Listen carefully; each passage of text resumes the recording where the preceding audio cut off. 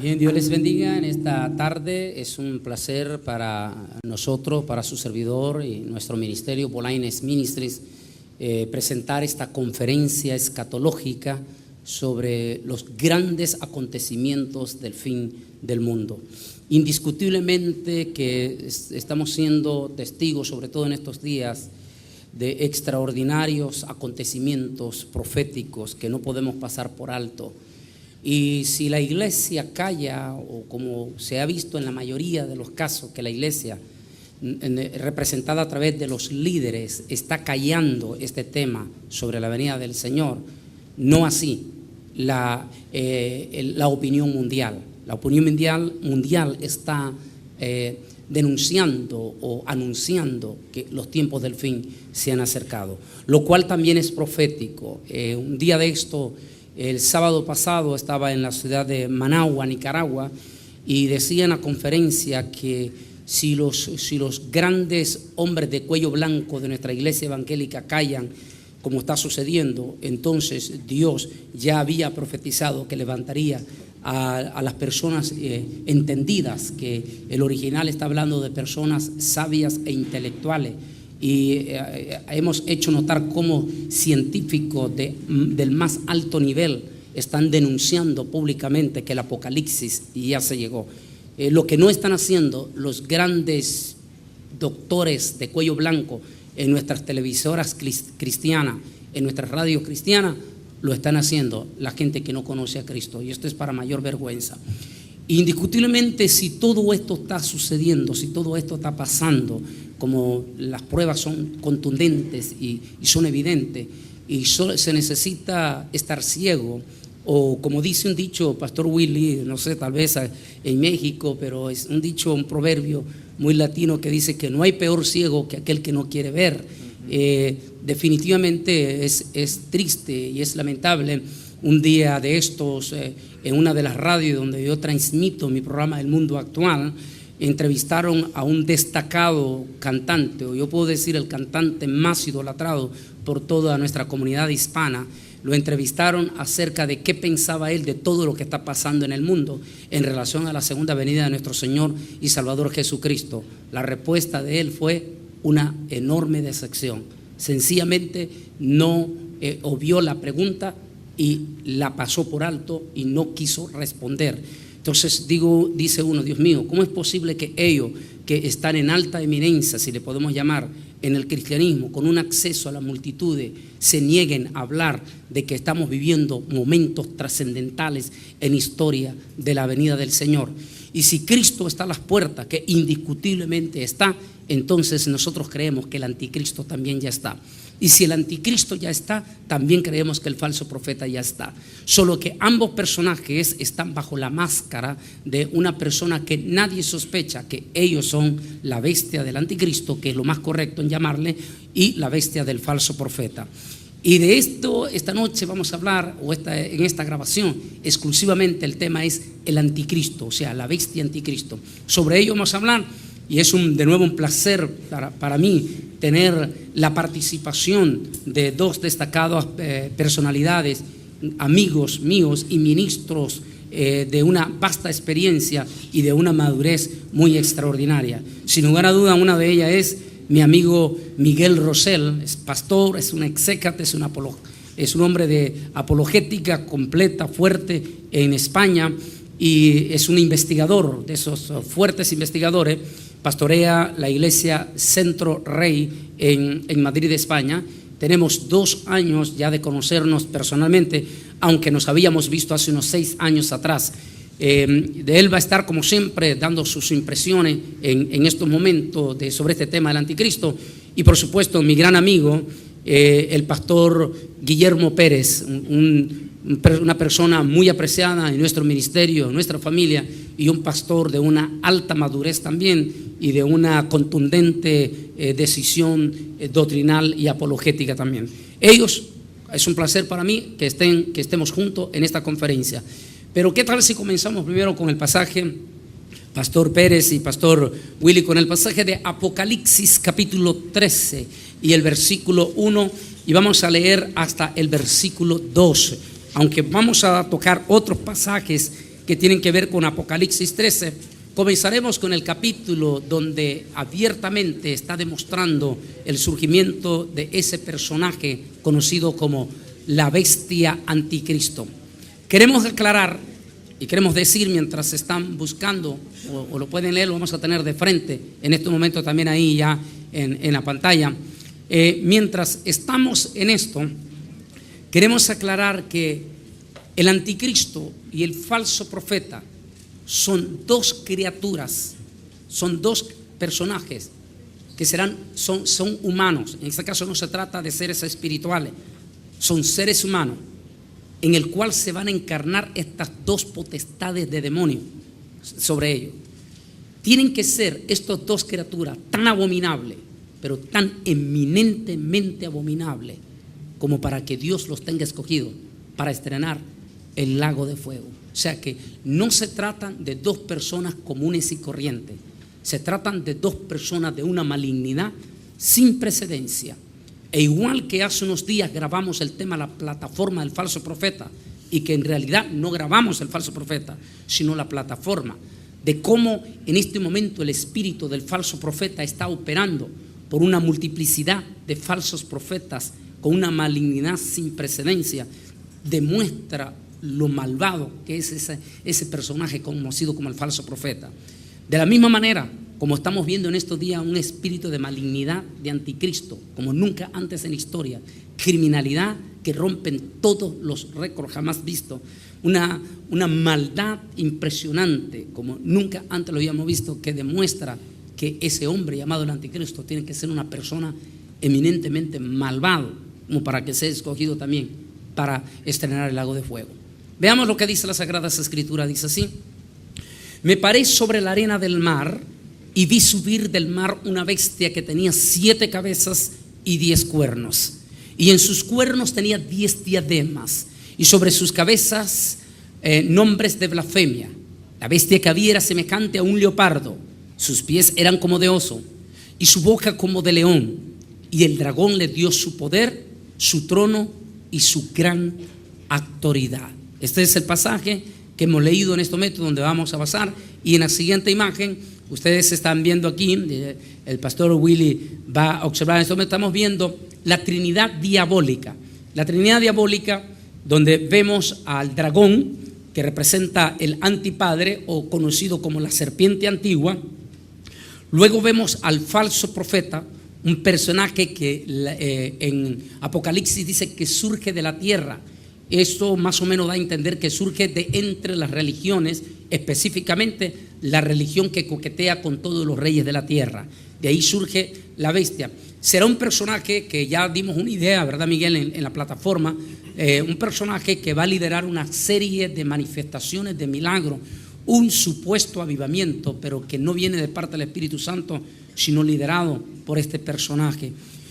Inmediatamente después estamos viendo en la imagen a una bestia que sale del mar, y esta expresión mar pues nos da inmediatamente a la idea que no solamente surge de una confederación de naciones del cuarto imperio romano resucitado, sino que también surge del respaldo de la confederación de todas las naciones del mundo, es decir, la Organización Mundial de Naciones Unidas, quien al final es lo que le dará la investidura universal.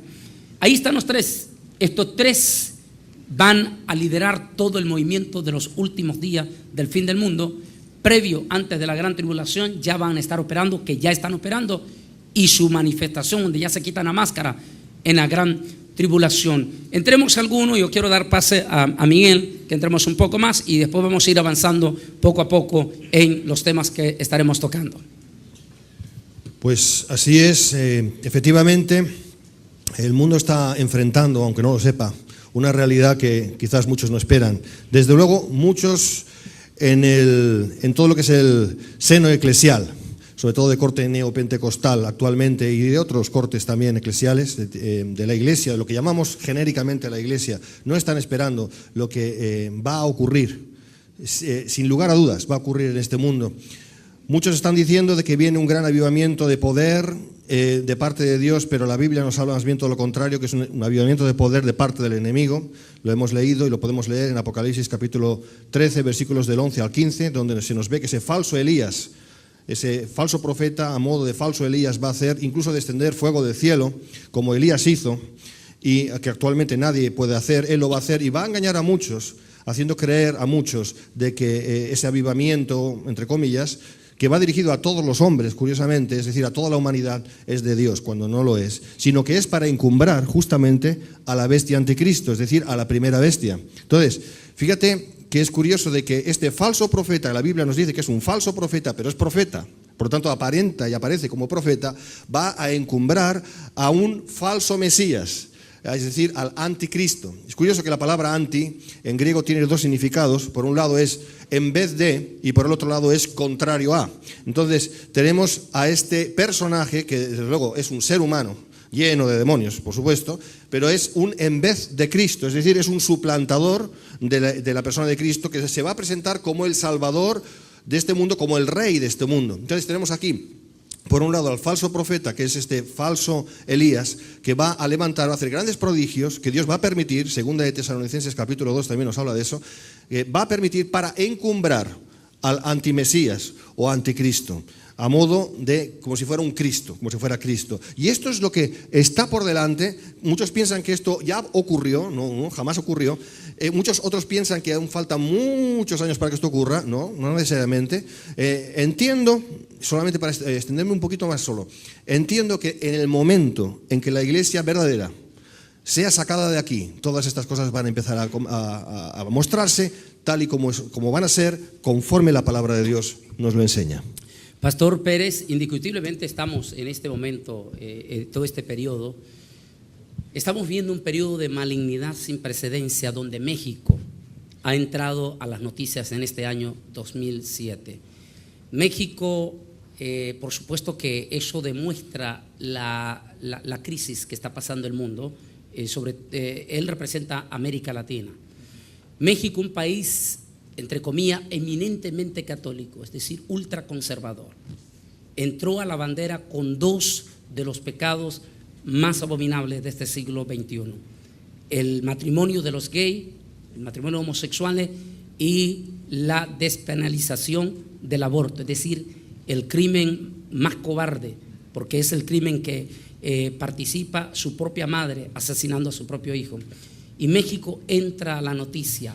¿Podría verse esto, pastor, aquí en México, usted como mexicano, como ese parámetro que estamos viendo de la plataforma del anticristo, un espíritu de iniquidad, de malignidad sin precedencia? Definitivamente, doctor. Estamos viviendo tiempos donde, como lo profetizaba el profeta Jeremías, que en los últimos tiempos habría quienes a lo malo le llamarían bueno y a lo bueno le llamarían malo. Es decir, que lo que está ocurriendo hoy en día es un contraste de lo que enseña la palabra de Dios. Lo que decía el pastor Miguel Rosell hace un momento es una realidad y nos tiene que quedar muy claro a todos nosotros cuando escuchamos la palabra anticristo. Él lo dijo muy rápidamente, quiero resaltar un poquito esto, porque el anticristo tiene, por así decirlo, dos caras, dos facetas. Una es que se pone en lugar de Cristo y otra faceta es que se pone en contra de Cristo. Es decir, que solamente un personaje tan perverso como él puede jugar esos dos juegos. O sea, por un lado hacerse llamar como que él es el Cristo y por otro lado estar en contra de todo lo que es Cristo. Ya nos estamos dando cuenta que en este país que nosotros vivimos, aún con todo lo religioso que es, nos estamos dando cuenta cómo ni siquiera la religión oficial pudo en esta ocasión detener a los legisladores para que impidieran la aprobación de esas dos leyes. Ni siquiera el catolicismo tan fuerte que existe en nuestro país ha detenido eso. ¿Por qué? Bueno, es muy sencillo, porque todo se está preparando para la llegada de este personaje. O sea, ya hoy en día nosotros vamos a seguir viendo cosas que jamás nos imaginamos que estarían pasando en nuestro país. ¿Por qué? Porque, como ya lo hemos escuchado, se está preparando la plataforma para la llegada de este personaje, doctor. Fíjate que, pastores, estamos viendo en este momento aquí, en nuestros hermanos, la imagen, esa bestia, que es interesante. la expresión con que dice que tenía patas de oso, cuerpo de leopardo. Lo que da aquí a entender, déjeme leer bien de nuevo el pasaje, dice: me paré sobre la arena del mar y vi subir del mar una bestia que tenía 7 cabezas y 10 cuernos, y en su cuerno tenía 10 diademas y sobre sus cabezas nombres de blasfemia, que eso ya lo vamos a ver más adelante. La bestia que vi, dice, era semejante a un leopardo, es decir, que va a traer la característica del imperio que fue identificado con el leopardo, que fue ese impresionante imperio el macedonio, greco-macedonio, representado por un personaje que más adelante vamos a ver la estatua de él, que hasta hoy en día es impresionante cómo se sigue hablando de esa persona. Va a traer a ese personaje, se le identificó, a ese imperio se le identificó por la rapidez con que conquistó todas las cosas. Por eso es que dicen que ese espíritu que estuvo en los grecos Macedonia, ese mismo espíritu de conquista, un espíritu conquistador pero agresivo, es exactamente lo que está hablando Apocalipsis capítulo 6. Dice que vi un caballo blanco y el que lo montaba, dice, salió venciendo y para vencer. La traducción más correcta es conquistando para conquistar, dice en la otra expresión. Es decir, que la palabra número 1 que iba a utilizar la bestia anticristo en estos últimos días es la misma palabra del imperio greco-macedonio, la conquista. Esa expresión de conquista, por cierto, Miguel, tú como un hombre de la apologética, se está utilizando muchísimo en pseudos líderes religiosos la palabra conquista. Y el tipo, impresionante, porque el tipo dice que va a salir venciendo para vencer, va a salir dispuesto a conquistar para conquistar, y lo va a hacer como lo hizo el Imperio Romano, con una rapidez impresionante. El griego, sí, efectivamente. Pero date cuenta además, dése cuenta, como español siempre estamos muy acostumbrados al tuteo, ¿verdad? Dese cuenta que esta bestia anticristo compone la particularidad muy, muy concreta de que asume las características de las 4 bestias. Si nos vamos por un momento rápidamente al libro de Daniel, podemos ver... Ahí vamos a esperar para llegar, porque lo que queremos es rápidamente, porque después vamos a llegar a la 4ª pero bestia. Solamente decir muy rápidamente, muy así por encima, de que efectivamente hay una bestia que es semejante al leopardo, que es el imperio macedonio, griego-macedonio, efectivamente. También dice que tiene boca como león, es decir, como la primera bestia. Y es muy interesante, porque la boca como león está hablando la soberbia de Nabucodonosor, porque león representa a Babilonia. Exactamente. Y la característica número 1 de Nabucodonosor fue la soberbia. Era un tipo sumamente soberbio, a tal manera que Dios tuvo que humillarlo y mandarlo a vivir como las bestias salvajes. Así es. Y ese espíritu de soberbia, no hay cosa más terrible en esta vida que es una persona soberbia, porque el soberbio no acepta razones, no hay razonamiento para él. Él dice es así y no le importa quién se tenga que llevar. Entonces, esa otra parte que mencionaba, pero hablemos esa de la conquista que te decía Miguel sobre, en este momento se está oyendo muchísimo, pero muchísimo sobre esa palabra conquista en el ámbito religioso. Ya, eso es una realidad que tenemos que hacerle frente, porque eso es lo que está pasando actualmente con todos los movimientos de corte posmilenarista. Es decir, que enseñan que el reino es ahora, y como que el reino es ahora, eso así enseñan, lógicamente, pues la Iglesia asume la particularidad de Cristo, es decir, algo así como que Cristo está corporizado en la Iglesia, eso es lo que enseñan, y por lo tanto los cristianos tenemos la habilidad de conquistar las naciones, de cristianizar el planeta, de discipular a las naciones y de establecer, así mismo lo dicen, establecer el reino que lo establecerá evidentemente Jesucristo cuando vuelva en gloria, pero ellos enseñan que es la Iglesia la que establece el reino y lo está haciendo a través de esos grandes, entre comillas, grandes ungidos, como ellos les llaman, que por cierto la palabra nos dice en el Evangelio de Mateo 24 de que se levantarán falsos ungidos, ¿verdad? Falsos profetas y falsos ungidos o falsos cristos, que es lo mismo. Entonces, esto es lo que estamos ahora mismo entendiendo y viendo, y no nos tiene que asombrar porque la palabra de Dios nos lo enseña. Y esa conquista, hipotética conquista de las naciones, es el espíritu de soberbia, es el espíritu de ambición y de codicia que está moviendo yo diría que un amplio sector eclesial hoy en día, sobre todo de corte neopentecostal, insisto en eso, y que está creyendo en esas cosas porque es un espíritu que emana del mismo falso profeta, del espíritu del falso profeta y también del espíritu de la bestia anticristo. Eso es lo que estamos viendo hoy en día, y esto es algo que la Biblia nos enseña que iba a ocurrir y curiosamente lo estamos viendo ahora mismo. Ahí está. Pero Pastor Willy, usted vive en una ciudad donde puede que existan, usted tiene mayor información sobre esto, más de 500 iglesias evangélicas. La inmensa mayoría de los líderes de esta ciudad no les interesa hablar de temas escatológicos, de la venida de Cristo, sino que andan detrás de esos hombres que vienen hablando de conquistar la ciudad, que vamos a conquistar la ciudad, que vamos a llenar, a ungir con aceite la ciudad para conquistar toda la zona norte, y andan con esa calentura de la conquista. Y esa palabra, usted como pastor la ha venido oyendo aquí, ¿cómo ha reaccionado usted con esa palabra que suena bonito, conquista? Y hasta las canciones, hay canciones que vamos a conquistar del norte al sur, del este al oeste. Y ahora que nos damos cuenta que una de las características de la bestia, el anticristo, va a ser la del leopardo, una conquista a velocidad. ¿Y cómo lo ven en ese momento? ¿Cómo se está manejando esa palabra en el ámbito religioso? La pregunta es, si nuestros religiosos evangélicos están siendo seducidos por ese espíritu de conquista, entonces imagínense el pobre mundo. Sí, definitivamente que basta nada más con ver la publicidad que se hace para los eventos cristianos. Y muchos hablan de conquistar, hablan de tomar las naciones. O sea, casi toda la publicidad que yo veo sobre esos eventos van en torno a esa conquista. Yo creo, doctor, que no es otra cosa más que ese espíritu que está operando ya hoy en día, que está preparando, una vez más, yo insisto, está preparando a todos los seres humanos para que después, cuando estemos hablando del tema, ya no sea tan difícil, estemos ya muy familiarizados con eso. Pero nos damos cuenta la realidad de las cosas. Usted hablaba de ministerios. Nos damos cuenta de la realidad de que mientras que se habla mucho de conquista y se habla mucho de pelear y se habla mucho de tomar las naciones, nos damos cuenta que las iglesias siguen estando igual, si no es que hasta más vacías.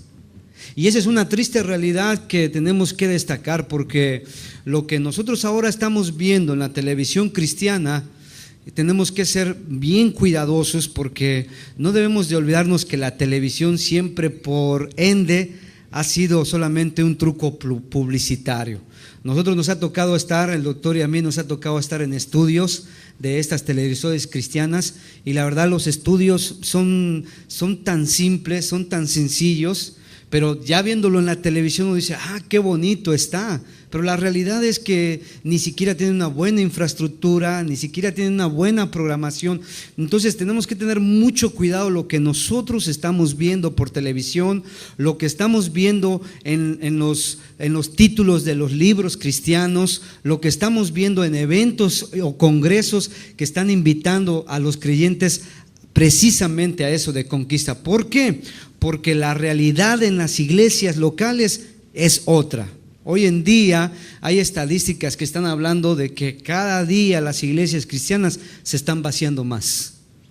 Así que no es por querer tomar una crítica en contra de las iglesias. Creemos que no porque una iglesia sea grande, ahí va a estar Dios. Creemos que Dios puede estar en una iglesia grande así como en una pequeña. Pero la realidad, doctor, de lo que se está viendo, de tantas conquistas y de tantos programas, la realidad es que en las iglesias las cosas son otras. Usted puede ver a mucha gente en los congresos, usted puede ver a mucha gente en los conciertos, pero la realidad en la iglesia están vacías. Miguel, fíjate, ahondando un poquito más, y vamos a entrar un poquito para después entrar en otra de las características, en lo que estaba diciendo el pastor Willy, y que lejos de estar más gente bien convertida, hay menos bien convertidos. Pero hay iglesias que están, las que hacen alarde, que han crecido enormemente, pero tanto tú como yo hemos recibido en nuestras páginas web multitud de testimonios, y yo cada semana que estoy en una ciudad diferente, a mí me toca estar cada semana en una ciudad diferente. Yo estoy escuchando no lo que leo, sino a la gente que viene donde mí, y la gente me está diciendo semana a semana todo lo contrario.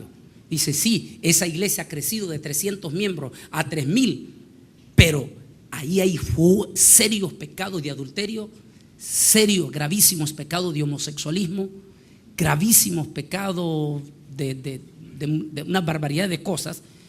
Y este es el mismo testimonio que tú has recibido a través de la página web, Miguel, también. O sea, que es cierto que hay algún tipo de iglesia de las megas que han crecido, pero cuando buscamos aún en los propios hijos del pastor, fíjese Willy, en los propios hijos de estos tipos de la prosperidad, estos superapóstoles, cuando vemos sus propias familias, es una catástrofe. Así es, realmente el problema del ser humano, el problema básico del ser humano es que es muy guiado por la apariencia. Lo que ven nuestros ojos parece ser lo que juzgamos como si es bueno o es malo, si es grande o es pequeño, y lo valoramos conforme a la apariencia, como digo. Pero nuestro Dios nos enseña que Él no mira la apariencia, sino que ve el corazón. Amén. Entonces, el asunto es numérico. No, el asunto no es numérico, ¿sabe? Pero el problema es que incluso, por ejemplo, en el G12 y aledaños, enseña que el buen fruto está en la cantidad de gente que llena una iglesia. Es decir, que cuando una iglesia, una congregación es numerosa en cuanto a número de gente, entonces hay un buen fruto. Eso no es cierto, porque eso es la apariencia. ¿Cuál es el buen fruto entonces? La santidad, sin lugar a dudas. El temor de Dios, que es parte de la santidad, el amor, que es parte de la santidad, la verdad, que es parte de la santidad. Como alguien dijo, en la unidad, ¿cómo puede haber unidad si no hay doctrina? ¿Cómo nos puede unir algo que es imposible de unir porque hay una doctrina diferente? Entonces la verdad es un ingrediente necesario si estamos hablando de amor y si estamos hablando de doctrina, si estamos hablando de unidad, quiero decir. Entonces estas cosas no se contemplan a la hora de evaluar si una iglesia es grande. Si una iglesia es grande, la apariencia es buena, entonces se dice que hay un buen fruto ahí. Pero eso es un error de base que está pasando factura y pasará factura a muchos, porque no es la verdad. Vas y empiezas a ver un poquito las vidas de las personas, de ministros, hijos de ministros que mencionaba el doctor, y de los propios miembros de la iglesia, y te das cuenta que en la mayoría de los casos, o en muchos casos, esa santidad no está. Hay una apariencia de cristianismo, hay una apariencia de victoria, hay una apariencia de ser más que vencedores, como dicen, pero en realidad luego ves en el día a día sus vidas y no hay una legitimidad en cuanto a santidad. No existe. Es solamente una apariencia de cristianismo. Quizás cánticos muy bonitos, quizás una expresión de alabanza muy bonita, lo cual no está mal, pero luego en el día a día tú ves por un agujerito, ves las vidas de estas personas y te das cuenta de que esa santidad que debería de haber, y sin santidad nadie verá al Señor, por cierto, huelga, no está. Entonces tenemos un gran problema de base, porque la cuestión está en que muchos están legitimando, como digo, el fruto de esa iglesia o de la otra iglesia en función del número de asistencia, en función del crecimiento numérico, cuando no debería ser así. Yo doy gracias a Dios por las iglesias grandes, siempre que haya santidad ahí, pero tristemente no ese es el caso en la inmensa mayoría de las iglesias.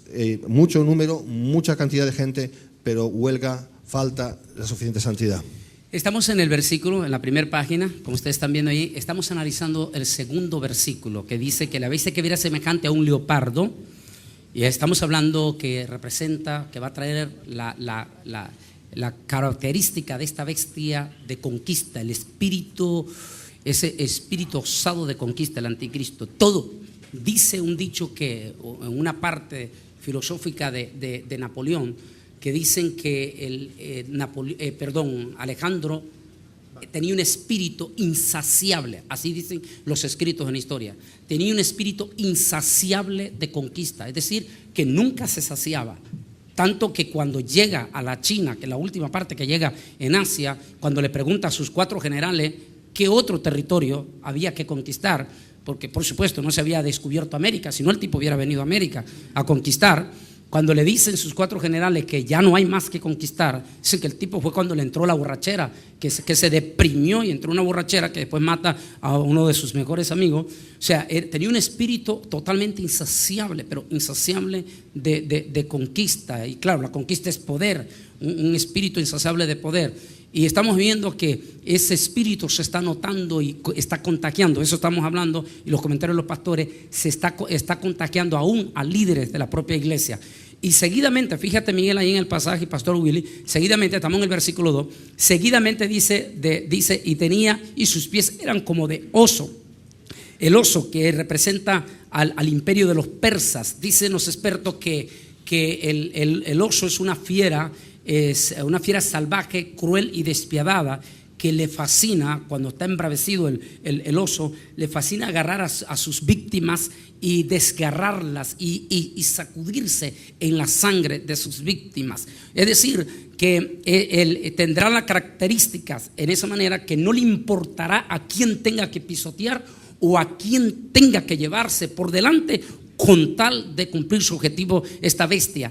Y haciendo que es una de las características, claro, esto ya se va a ver con mayor fuerza ya en su gobierno, pero podríamos decir que en cierta forma lo estamos viendo este espíritu en este momento, y en cierta forma está contagiando a nuestra propia iglesia, porque vemos a líderes con ese espíritu de egoísmo y ese espíritu que no le importa a quién, a qué ministro, a qué otra iglesia se tenga que llevar por delante o pisotearla, y se van encima, como dice este señor en la famosa, que no vamos a estar mencionando nombre, pero dice este señor de Colombia, que dice que todas las iglesias pequeñitas, los concilios y todo tendrán que desaparecer. Es decir, está pisoteando y llevándose encima todo esto. Esas son las características de esa bestia salvaje, que va a ser uno de los espíritus encarnados en el anticristo. No sé si el pastor Willy después algo otro comentario y seguimos a la siguiente parte. Sí, bueno, algo que también cabe destacar aquí es el hecho de que hoy en día tenemos que estar muy, muy alertas,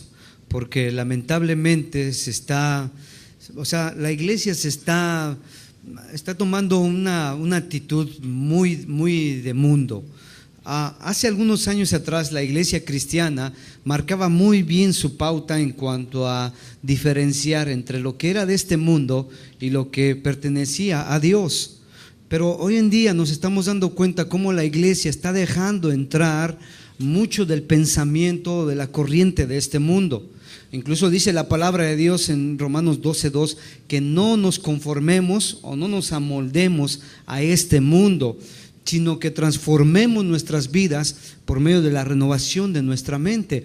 Es decir, constantemente nosotros tenemos que estar renovando nuestra forma de pensar a la luz de la palabra de Dios. ¿Por qué? Porque el mundo constantemente quiere contaminar la mente de las personas. Entonces, la iglesia está pasando por una crisis que desde mi particular óptica es una crisis de identidad.